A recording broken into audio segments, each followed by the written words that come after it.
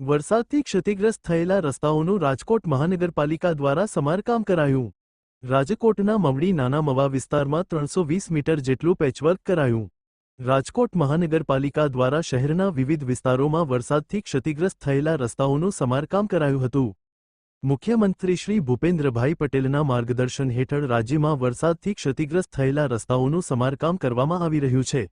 ત્યારે રાજકોટ શહેરમાં municipal commissioner Shri Tushar સુમેરાના નેજા હેઠળ મહાનગરપાલિકાની ટીમ દ્વારા શહેરના વિવિધ વિસ્તારોમાં ક્ષતિગ્રસ્ત થયેલા રસ્તાઓનું સમારકામ કરવામાં આવી રહ્યું છે. વાહન ચાલકોને તેમજ રાહદારીઓને હાલાકી ભોગવવી ન પડે તે માટે વિવિધ વિસ્તારોમાં રસ્તાઓનું સમારકામ કરવામાં આવી રહ્યું છે.